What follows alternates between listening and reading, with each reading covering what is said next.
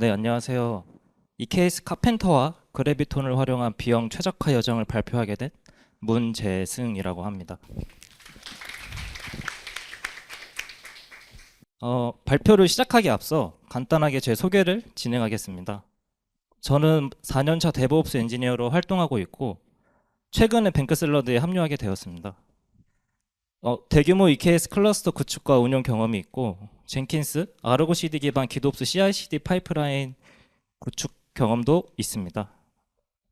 AWS 클라우드 기술에 관심이 많아 SAP를 취득하고 관심 있는 기술 자격증인 AI 프랙티셔너나 CKA도 취득을 했습니다. 자, 그럼 이제 본격적으로 시작을 해보겠습니다. EKS는 엔진이 좋지만 연비가 나빴습니다. 동일한 차량을 운영해도 사용자에 따라서 연비가 각각 다르듯 모두 같은 EKS를 쓰고 있지만 노드를 어떻게 사용하고 관리 방법에 따라서 연비, 즉 비용의 낭비가 발생하게 됩니다. 오늘은 연비를 최대한 높이기 위한 경험을 공유하고자 합니다. 해당 프로젝트를 통해 연간 26,000달러 정도를 절감한 프로젝트로 사전에 미리 공유드립니다. 아젠다를 먼저 공유하겠습니다. 첫 번째, 그래비톤을 활용한 EKS 비용 최적화. 두 번째로는 그래비톤을 사용하기 위한 CI/CD 파이프라인 ARM64 지원. 그 다음으로는 그래비톤 워크로드 마이그레이션. 카펜터를 사용하면 어떤 방식으로 비용이 최적화되고 실제 카펜터는 어떻게 컴피그 되는지, 그 다음에 위의 모든 경험을 하면서 겪었던 트러블 슈팅을 간략하게 공유하고자 합니다. 그럼 EKS 비용 최적화 그래비톤을 시작하겠습니다. 모두 아시다시피 그래비톤은 AWS에서 최소 20% 이상의 비용 절감 효과를 볼 수 있다고 공식 문서에 나와 있고, 따라서 그래비톤으로 마이그레이션을 진행하기로 결정했습니다. 로컬 개발 환경에서 이미 맥OS ARM64를 사용하고 있었기 때문에 운영 환경 역시 동일한 아키텍처 기반으로 맞추면 개발과 운영 환경 간의 일관성을 확보할 수 있었습니다. 동시에 x86 기반 EC2 인스턴스 대비 AWS 그래비톤 ARM64 인스턴스는 동일한 성능을 유지하면서도 20% 이상의 비용 절감 효과를 기대할 수 있었습니다. 이러한 이유로 EKS 클러스터의 노드 리소스를 x86에서 그래비톤, 즉 ARM64로 변경하며 성능 손실 없이 비용 효율성을 극대화하는 전략을 했습니다. 본격적으로 비용 최적화를 하기 위해 그래비톤으로 전환하면서 진행했던 파이프라인을 공유하도록 하겠습니다. 서비스는 대부분 코틀링 스프링 기반으로 동작하고 있었고 JDK는 아마존 콜렉터 11과 17 두 버전을 병행해 사용하고 있었습니다. 콜렉터는 AWS가 직접 제공하는 배포판이라 그래비톤 ARM64용 빌드를 공식적으로 지원하고 런타임 수준에서는 큰 수정 없이 ARM64 노드에서도 바로 동작할 수 있었습니다. 이후 젠킨스 파이프라인에서 ARM64 빌드 에이전트를 추가하고 도커 매니페스트를 사용해 이중 아키텍처 이미지를 동시에 생성하도록 구성했습니다. 다음은 CI/CD 파이프라인을 간략하게 그려본 아키텍처고요. 위와 같이 젠킨스를 사용하여 빌드를 진행하고 컨테이너 이미지를 생성 후 아르고 CD로 배포하는 간단한 파이프라인의 아키텍처입니다. 해당 파이프라인에서 x86 기반으로 파이프라인이 구축되어 있었지만 그래비톤, 즉 ARM64 빌드 환경을 제공하기 위해서 ARM64 기반 젠킨스 에이전트를 생성하고 x86과 ARM64 모두 지원할 수 있는 파이프라인으로 개선했습니다. 그래비톤을 도입하기 위해서는 단순히 EC2 인스턴스 타입만 바뀌는 걸로 끝나지 않습니다. 기존 CI/CD 파이프라인은 x86 아키텍처 기준으로만 빌드되도록 구성되어 있었기 때문에 그래비톤 환경에서도 애플리케이션이 동작하도록 멀티 아키텍처 빌드를 지원하는 파이프라인으로 개선해야 했습니다. 먼저 젠킨스 ARM64 타입의 에이전트 노드를 추가하고 젠킨스 마스터가 빌드 작업을 분산시킬 때 x86용 빌드는 기존 노드에서 ARM64용 빌드는 그래비톤 노드에서 동시에 수행되도록 했습니다. 각 빌드에서 생성된 이미지는 X86 이미지와 ARM64로 각각 생성된 뒤 도커 매니페스트 기능을 사용해서 두 이미지를 하나의 통합 태그로 묶었습니다. 이후 ECR로 푸시하면 쿠버네티스 환경에 따라 자동으로 해당 노드 아키텍처에 맞는 이미지를 폴링할 수 있게 됩니다. 결과적으로 빌드 파이프라인을 병렬화, 멀티 아키텍처 매니페스트 구조 덕분에 단일 파이프라인으로도 X86과 ARM64를 모두 지원하게 되었습니다. 지금까지는 그래비톤을 적용하기 위한 준비 단계, 즉 CI/CD 파이프라인이 ARM64 환경을 지원하도록 구조를 개선하는 과정을 살펴보았고요. 이제는 실제로 그래비톤 기반으로 워크로드를 마이그레이션한 간단한 과정을 이야기해 보도록 하겠습니다. 그래비톤 전환 시 단순히 CPU 아키텍처만 바꾸는 게 아니라 클러스터 전체 아키텍처 호환성을 검증해야 했습니다. 특히 플롯빗, 아르고CD, 그라파나와 같은 오픈소스 운영 툴체인을 다수 사용하고 있었기 때문에 각 컴포넌트들의 ARM64 지원 여부를 하나씩 검증해야 했습니다. 다행히도 대부분의 공식 이미지는 멀티아키를 지원해서 큰 이상 없이 그래비톤으로 전환을 완료했습니다. 먼저 그래비톤 마이그레이션을 시작하기 전에 기존 인프라 구조입니다. 외부 트래픽은 루트 53을 통해 유입되어 ALB를 거쳐 EKS 클러스터 2.27 버전 내부로 전달되고 있었습니다. 클러스터 내부에는 X86 기반의 C6i 2X라지 노드 그룹 위에서 애플리케이션 파드들이 작동하고 있고, 이 구조는 오랜 기간 안정적으로 운영되어 왔지만 CPU 사용률 대비 인스턴스 비용이 높고 스케일아웃 시 효율이 떨어지는 문제가 있었습니다. 따라서 동일한 성능을 유지하면서도 더 낮은 비용으로 운영할 수 있는 그래비톤 기반 환경으로 이전하기로 결정했습니다. 하지만 기존 클러스터를 바로 교체하기보다는 점진적이고 안전한 이전 전략을 선택했습니다. 그래비톤으로 전환하기 위해 기존 클러스터를 그대로 두고 신규 그래비톤 기반 EKS 클러스터를 별도로 구축했습니다. 그림에서 보시는 것처럼 기존 X86 기반과 새로 구축한 그래비톤 기반 두 환경이 일시적으로 병렬 운영되고 있었고, 두 클러스터는 각각 별도의 ALB를 통해 트래픽을 받았습니다. 루트 53의 가중치 기반으로 트래픽 비율을 조정해 점진적으로 그래비톤 클러스터로 유입을 늘렸습니다. 내부적으로는 기존 노드 그룹이 C6i 2X 라지, 신규 클러스터는 C7g 2X 라지를 사용했습니다. 이 구조를 통해 우리는 서비스 중단 없이 그래비톤 환경의 성능, 메모리 효율, 애플리케이션 호환성을 모두 검증할 수 있었습니다. 개발 환경에서 먼저 그래비톤 호환성 검증이 완료되었지만 혹시 모를 상황에 대비하여 DNS 레벨에서 트래픽을 완전히 전환하고 기존 X86 클러스터를 순차적으로 종료했습니다.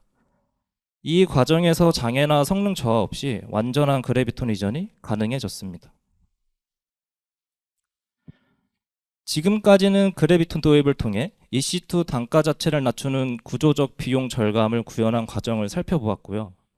하지만 실제 운영 환경에서는 인스턴스 단가만 줄인다고 해서 전체 비용이 최적화되는 것은 아닙니다. 클러스터 내부를 살펴보면 CPU, 메모리 자원이 남아도는 아이들 노드가 여전히 존재하고 워크로드 특성에 맞지 않는 비효율적인 노드 스케줄링이 발생합니다. 그래서 그래비톤을 도입한 이후 카펜터를 통해 EKS 노드 운영 자체를 자동화하고 클러스터 수준에서 비용 효율을 극대화하는 방향으로 나아갔습니다.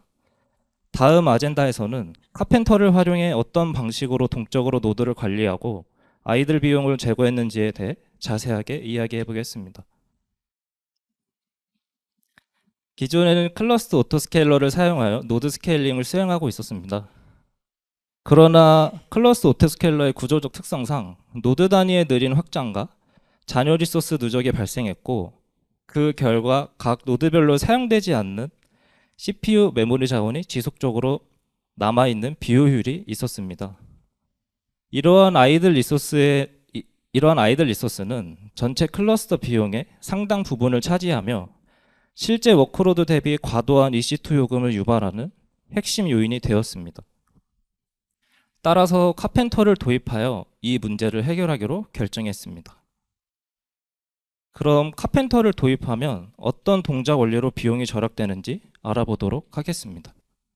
첫 번째로 이전에는 위와 같이 불필요하게 파드가 여러 노드에 배포되어 있었고 불필요한 EC2 비용이 계속 발생하고 있었습니다.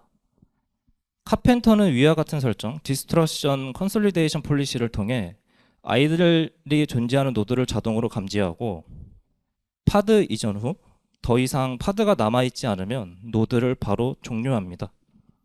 결과적으로 사용하지 않는 자원에 대한 비용 낭비를 해결할 수 있었습니다. 다음으로 트래픽이 줄거나 워크로드가 감소한 상황을 보겠습니다. 현재 화면처럼 HP의 설정에 따라 파드들이 자동으로 스케일인 되면서 일부 노드에서는 소수의 파드만 남게 됩니다. 예를 들어 왼쪽에 첫 번째 노드가 꽉 차 있지만 두 번째, 세 번째 노드는 각각 한 개의 파드만 남아있는 상황이 발생하게 됩니다. 이런 상태는 겉보기에 안정적으로 보이지만 실제로는 아이들 자원이 낭비되고 있는 구조입니다. 노드는 계속 켜져 있고 그에 따른 EC2 비용이 그대로 발생하고 있습니다. 이런 아이들 상태를 카펜터가 감지하는 단계입니다. 해당 디스트러션 정책을 통해 비어있거나 리소스 사용률이 낮은 노드를 대상으로 정리 조건이 발동됩니다. 화면처럼 카펜터는 일정 시간 동안 관찰하면서 리소스 사용률이 낮은 노드를 식별하고 해당 노드에 있는 파드를 다른 노드로 옮길 수 있는지 판단하게 됩니다. 이 정책이 없으면 아이들 노드가 계속 유지되지만 해당 설정을 통해 실시간으로 아이들 자원을 회수할 수 있게 됩니다. 카펜터가 아이들 노드를 정리하고 남아있는 파드를 최적의 노드로 통합하는 단계입니다. 여러 노드에 분산되어 있던 소규모 파드들을 하나의 인스턴스로 재배치하고 아이들 노드는 삭제됩니다. 해당 노드 스펙이 X라지에서 라지로 축소된 노드, 즉 파드의 스펙에 핏한 노드로 스케줄됩니다. 이 과정을 통해 동일한 워크로드를 더 적은 노드로 운영할 수 있고 클러스터 전체 리소스 사용률이 최적화됩니다. 이런 자동화가 바로 카펜터의 가장 큰 강점이며 운영자가 직접 조정하지 않아도 실시간으로 비용 절감이 이루어집니다.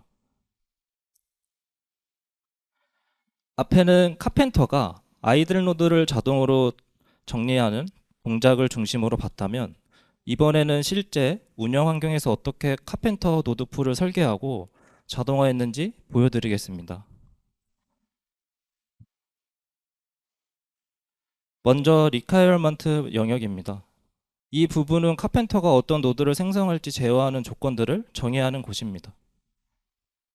화면 왼쪽 코드에서 보다시피 kubernetes.io 아크를 ARM64로 설정하여 그래비톤 인스턴스를 사용하도록 지정했고 운영 환경에 따라 캐패시터 타입은 온디맨드, 인스턴스 카테고리는 C, 패밀리는 C7G로 한정했습니다. 오른쪽에 보이는 것처럼 노드 kubernetes.io 인스턴스 타입을 통해 실제 인스턴스 타입을 미디엄에서 2x 라지로 세분화하여 설정했습니다. 이렇게 해두면 동일 패밀리 내에서 자동으로 최적 인스턴스를 선택하고 세이빙 플랜 적용 시에도 관리가 편해집니다. 즉 운영자는 패밀리 단위로 리소스를 묶어두고 카펜터가 그 안에서 노드를 탄력적으로 설계하는 구조입니다. 다음은 디스트럭션 정책입니다. 이 설정은 카펜터가 언제 어떤 조건에서 노드를 재고 통합할지를 제어하는 부분입니다. 첫 번째 항목인 컨솔리데이션 폴리시는 when empty or underutilized로 설정되어 있습니다. 즉 비어있거나 사용률이 낮은 노드를 자동으로 감지해 통합 대상으로 판단합니다. 만약 when empty로 설정하면 워크로드가 전혀 없는 완전히 비어있는 노드만 통합 대상이 되고요. 두 번째 옵션인 consolidate after는 통합을 실행하기 전 대기 시간으로 여기서는 60분으로 지정했습니다. 즉 노드가 일정 시간 동안 저활용 상태로 유지될 때만 실제 통합이 일어나도록 설정한 것입니다. 이렇게 하면 잦은 노드 교체로 인한 오버헤드를 방지하면서 충분히 안정적인 상태에서 비용 최적화를 수행할 수 있습니다. 콘솔리데이션 애프터 설정에서 네버라는 설정이 존재하는데요. 저 설정을 통하면은 하지 않습니다. 네. 이렇게 스케줄 기반 버젯을 설정하면 운영 시간에는 안정성을 우선으로 유지하면서도 트래픽이 적은 시간대에는 비용 최적화를 좀 더 적극적으로 수행할 수 있습니다. 예를 들어 평소에는 최대 10%까지만 점진적으로 노드를 축소해 서비스 안정성을 확보하고 야간 시간에는 최대 20%까지 정리할 수 있도록 완화해 줍니다. 이런 구조를 통해 카펜터가 노드 축소를 수행할 때 갑작스럽게 많은 노드를 제거하지 않도록 제어하면서도 비활성 시간대에는 리소스 낭비를 줄이는 균형 잡힌 운영이 가능해집니다. 또한 리즌 항목을 보면 각각 MT, 언더유틸라이즈드, 드리프트로 구분되어 있는데요. MT는 완전히 워크로드가 사라진 노드, 언더유틸라이즈드는 리소스 사용률이 낮아 통합할 수 있는 노드, 드리프트는 카펜터에 설정된 런치 템플릿이나 AMI 변경 등으로 현재 스펙과 어긋난 노드를 뜻합니다. 이 세 가지 이유에 따라 카펜터가 콘솔리데이션을 수행하게 되며 특히 드리프트 노드는 새 인스턴스 타입이나 템플릿 변경 시 자동으로 교체되어 최신 상태를 유지하게 됩니다. 결국 버젯 설정은 단순한 비율 제한이 아니라 운영 안정성과 비용 절감 사이의 완충 장치 역할을 하는 핵심 설정입니다. 즉 한쪽은 시스템 보호를, 다른 한쪽은 자원 효율화를 동시에 잡기 위한 전략적 도구라고 볼 수 있습니다. 지금까지 그래비톤과 카펜터를 활용해서 EKS 환경의 비용을 어떻게 최적화했는지 과정을 살펴봤습니다.